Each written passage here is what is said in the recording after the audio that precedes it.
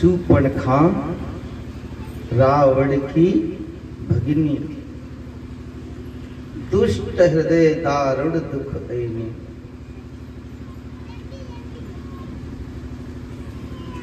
गोस्वामी जी लिखते हैं, रावण क्या है? अहंकार। उसकी बहन क्या है? वासना। वासना ही अहंकार को मेल करती है।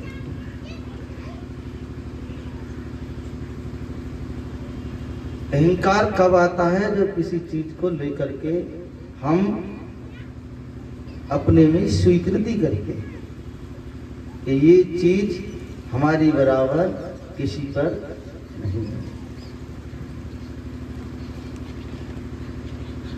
तो वासना, और जब ज्ञान और वैराग्य के बीच में आएगी तो क्या होगा? गड़बड़ होगा नहीं। लेकिन ज्ञान और वैराग्य बड़े अपने में प्रबल हैं, इसलिए वासना को कौन काट सकता है, कौन नष्ट कर सकता है? वो वैराग्य। वैराग्य के अंदर वासना नहीं होती, वो दुत्कार के फटकार सकता है। शूर्पणखा दूसरा मतलब जानती हो? ये नख, शूर्पणखा, इसके सूप जैसे बड्डे बड्डे नख हैं। तुम्हारे तो ना किसी को सीख रही। शूर्पणखा जिसके बड़े बड़े नख हैं, जो बड़े बड़े नख रखती हैं, अपने विवेक और विचार को नष्ट कर देती हैं, जिनमें खुद की रही ही नहीं अकल, ऐसी स्थिति को ही शूर्पणखा है। इनका हृदय कैसा होता है? दुष्ट हृदय, दारुण दुख ऐनी। बहुत बड़े दुख को देने वाली कौन है? अहि माने श्याम, श्यापिनी है।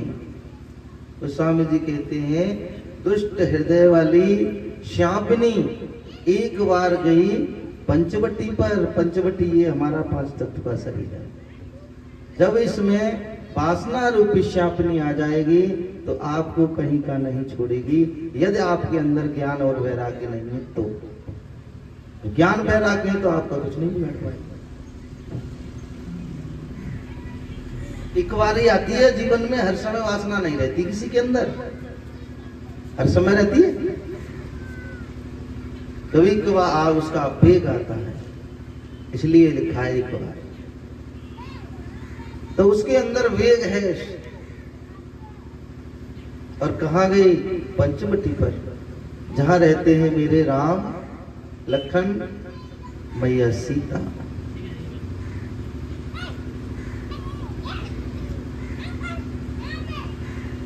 और कहने लगी, तुम्हारे समान पुरुष राम जी को देख करके और लक्ष्मण जी को देख करके विकल हो गई, शिथिल हो गई। और कहने लगी, तुम्हारे समान कोई दुनिया में पुरुष नहीं है और मेरे समान कोई दुनिया में नारी नहीं है। ये परमात्मा ने बड़ा अच्छा संयोग रचा है। हम और आपकी शादी हो जाएगी, मौज उड़ाएंगे। ये सारी पंचवटी है ना, ये सब हमारी है, आनंद से रहना, मौज लो।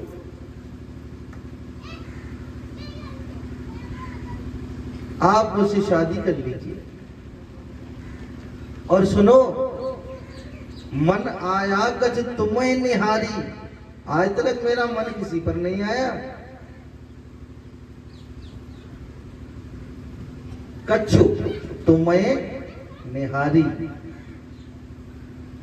अब भगवान बोले कछु आया हुआ तू, ज्यादा पूरी तरह से थोड़ी आया है। वो कह रही है, मन आया कछु तुम्हें निहारी। अरे हमसे बढ़िया मिल गया तो उस पर आ जाएगा। तो कैसी उल्टा है। भगवान कैसे है? मर्यादा पुरुषोत्तम है। तासु अब लग रही कुंवारी। अब जहाँ कुंवारी लिख रही है और पहले क्या लिख रही है, पहले क्या कह रहे हैं गोस्वामी जी, पहले कह रही है तुम सम पुरुष नमो सम नारी, और जहाँ क्या लिख रही है गोस्वामी जी ने थोड़ी देर में ही कह रही है अभी तक मैं कुंवारी हूं।